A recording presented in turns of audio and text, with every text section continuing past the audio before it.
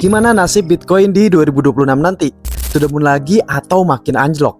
Nah, ini beberapa tesisnya. Hampir semua analis dan influencer kripto menyatakan kalau Bitcoin sudah masuk fase bear market. Mana bear market itu fase suatu aset akan turun dimulai dari penurunan di atas 20%. Dan Bitcoin udah turun dari all time high terakhirnya di $126.000 ke range 89 ribuan yang mana udah 30%-an. Nah, faktor utama harga Bitcoin itu liquidity dari M2 Global Money Supply. Saat ini liquidity udah cukup kering semenjak pemerintah US shutdown kemarin dan ada kejadian flash crash 10 Oktober. Bitcoin turun di bawah $100.000 dan stagnan di 90 ribuan dolar.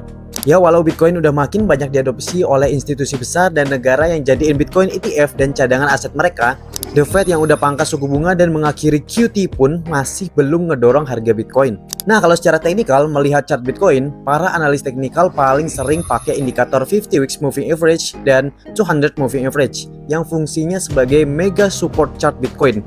Yang mana kalau tembus di bawah garis itu dan susah buat naik ke atas lagi. Artinya Bitcoin bakal turun terus dan masuk fase bear market.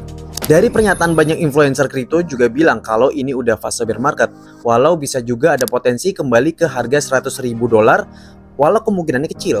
Jadi siap-siap porto Bitcoin kalian bisa minus gede. Solusinya gimana bang? Ya kembali ke profil risiko dan alokasi aset kalian. Kalau mau konservatif atau lebih aman, bisa kurangin porsi Bitcoin kalian jadi 30% dari total portofolio investasi kalian.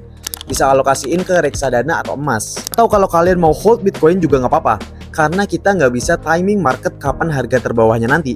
Jadi yang penting itu bangun conviction dan perdalam lagi aset yang kita investasiin.